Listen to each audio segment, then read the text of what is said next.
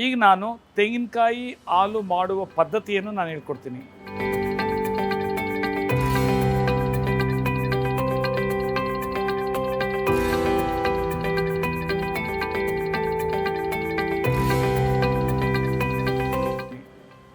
First of all, ತೆಂಗಿನಕಾಯಿ ಹಾಲು ಮೆಡಿಸಿನಲ್ಲಿ ಏನಕ್ಕೆ ಒಳ್ಳೆಯದು ಅನ್ನೋದು ಭಾರಿ ಇಂಪಾರ್ಟೆಂಟು. ಇದು ತೆಂಗಿನಕಾಯಿ ಹಾಲು ಏನು ಅಂತಂದರೆ, ಇದರಲ್ಲಿ ಹೈಯೆಸ್ಟ್ ಆ್ಯಂಟಿ ಆಕ್ಸಿಡೆಂಟ್ ಇದೆ. ಇದು ನಾವು as a antioxidant healthy person ತೊಗೊಳ್ಬೋದು. ಈಗಾಗಲೇ ನಾವು ಸೌತ್ ಇಂಡಿಯನ್ಸು ಈ ತೆಂಗಿನ ಹಾಲನ್ನು ಸುಮಾರು ಡಿಶಸಲ್ಲಿ ಯೂಸ್ ಮಾಡ್ತೀವಿ. ಒಂದು ಪಾಯಸದಲ್ಲಿ ಮಾಡ್ತೀವಿ, ಮತ್ತು ಚಿಕನ್ನು, ಮಟನ್ನು ಅಥವಾ ಫಿಶ್ ಕರಿ ಪ್ರತಿಯೊಂದರಲ್ಲೂ ಯೂಸ್ ಮಾಡ್ತೀವಿ. ಈಗ ನಾನು ವೆರಿ ಯುನಿಕ್ ವೇ ಇದರ ಪ್ರಿಪ್ರೇಷನ್ನ ಕ್ಯಾನ್ಸರ್ ಪೇಷಂಟ್ಸ್ಗೆ ಇದನ್ನು ಅಡ್ವೊಕೇಟ್ ಮಾಡ್ತಾಯಿದ್ದೀನಿ. ಎಕ್ಸ್ಟ್ರಾರ್ಡಿನರಿ ಇದು ಹೆಲ್ಪ್ ಆಗ್ತದೆ. ಯಾಕೆಂದರೆ ಸುಮಾರು ಸ್ಟಡೀಸ್ ಹೇಳುತ್ತೆ ಇದು ಕ್ಯಾನ್ಸರಸ್ ಸೆಲ್ಸನ್ನು ಕಿಲ್ ಮಾಡುತ್ತೆ, ಕೀಮೋ ರೀತಿ ಅಂತ. ಸೊ ಇದು ಒಂದು ಕಾಯಿ, ಇದು ಒಂದು ಕಾಯಿಯಲ್ಲಿ 2 ಗ್ಲಾಸ್ ಮಾಡಬಹುದು. ಏನು ಮಿಲ್ಕು, 1 ಗ್ಲಾಸು ಬೆಳಗ್ಗೆ, ಇನ್ನೊಂದು ಗ್ಲಾಸು ಸಂಜೆ, ಯಾವಾಗ ಕಂಫರ್ಟಬಲ್ ಇರುತ್ತೋ ಆವಾಗ ತೊಗೊಳ್ಬೋದು. ಇದನ್ನು ಹೇಗೆ, ಫಸ್ಟ್ ಇದನ್ನು ಗ್ರೇಟಿಂಗ್ ಮಾಡಬೇಕು. ಗ್ರೇಟಿಂಗ್ ಮಾಡಿದಾಗ ಇದು ಈ ರೀತಿ ಆಗುತ್ತೆ. ಗ್ರೇಟಿಂಗ್ ಮಾಡಿದಾಗ ಇದನ್ನು ನಾವು ಮಿಕ್ಸಿನಲ್ಲಿ, ಸಣ್ಣ ಮಿಕ್ಸಿನೋ ದೊಡ್ಡ ಮಿಕ್ಸಿನೋ ಒಂದು ಉದಾಹರಣೆಗೆ ತೋರಿಸ್ತೀನಿ. ಈಗ ಇದು ಸಣ್ಣ ಮಿಕ್ಸಿಯಲ್ಲಿ ಹಾಕ್ತಾಯಿದ್ದೀನಿ. ಆಮೇಲೆ ಇದರಲ್ಲಿ ನೀರು ಮಿಕ್ಸ್ ಮಾಡಬೇಕು. ಆ ನೀರು ಮಿಕ್ಸ್ ಮಾಡಿದಾಗ ಅದರ ಹಾಲು ಅದರೊಳಗಡೆ ರಿಲೀಸ್ ಆಗುತ್ತೆ. ನೋಡಿ, ಈಗ ನೀರು ಹಾಕಿದ್ವಿ. ಈಗ ಇದನ್ನು ಮಿಕ್ಸಿ ಮಾಡಬೇಕು.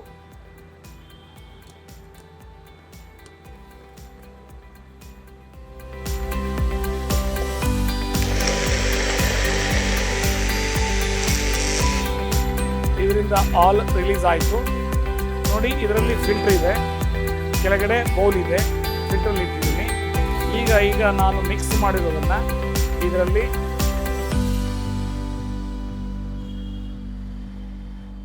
ಹಾಕಿ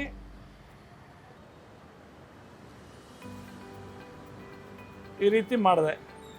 ಇದನ್ನು ನೀವು 2 ಸರಿ ಇದನ್ನು ರಿಪೀಟ್ ಮಾಡಿದ್ರೆ ಜನರಲಿ ಒಂದು ಕಾಯಿಯಲ್ಲಿ ಅರ್ಧ ಭಾಗದಲ್ಲಿ 1 ಗ್ಲಾಸನ್ನು ನೀವು ಹಾಲು ತೆಗಿಬೋದು. ನೋಡಿ, ಈಗ ಎಷ್ಟು ಚೆನ್ನಾಗಿ ಹಾಲು ಬಂದಿದೆ. ಇದನ್ನೇ ಇನ್ನೊಂದು ಸರಿ ರಿಪೀಟ್ ಮಾಡ್ಬೋದು. ಎಗೇನ್ ಇದನ್ನೇ ಮತ್ತೆ ಇದರಲ್ಲಿ ಹಾಕಿ, ಎಲ್ಲಿ ಮತ್ತೆ ಫಸ್ಟ್ ಏನು ಗ್ರೈಂಡ್ ಮಾಡಿದ್ವಿ ಅದನ್ನು ಮತ್ತೆ ಹಾಕಿದೆ 2ನೇ ಸರಿ, ಮತ್ತೆ ಒಂದು ಸ್ವಲ್ಪ ನೀರು ಹಾಕಿ ಅದರಲ್ಲಿ ಮತ್ತೇನಾದರೂ ಅಲ್ಪ ಸ್ವಲ್ಪ ಹಾಲಿತ್ತು ಅಂದರೆ ಅದು ರಿಲೀಸ್ ಆಗ್ತೈತೆ. ಆವಾಗ ಬೆಸ್ಟ್ 1 ಗ್ಲಾಸ್ ಅಂದರೆ 150ರಿಂದ 200 ml ನಿಮಗೆ ಆರಾಮಾಗಿ ಅರ್ಧ ಹೋಳಲ್ಲಿ ಇದಾಗುತ್ತೆ.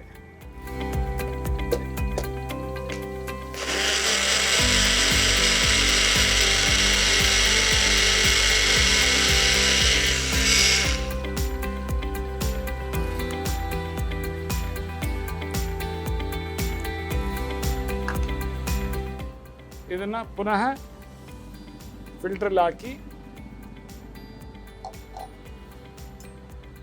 ಅದನ್ನು ಕರೆಕ್ಟಾಗಿ ಪ್ರೆಸ್ ಮಾಡ್ತು ಅಂದರೆ ಬ್ಯೂಟಿಫುಲ್ಲಾಗಿ ಹಾಲು ಬೌಲಲ್ಲಿ ಶೇಖರಣೆ ಆಗ್ತದೆ. ಸೊ ಈಗ ಕೋಕೋನಟ್ ಮಿಲ್ಕ್ ತಯಾರಾಗಿದೆ. ಇದನ್ನು ನಾನು ಫಿಲ್ಟ್ರ್ ಆದಮೇಲೆ ಗ್ಲಾಸಲ್ಲಿ ತೊಗೊಳ್ತಾ ಇದ್ದೀನಿ.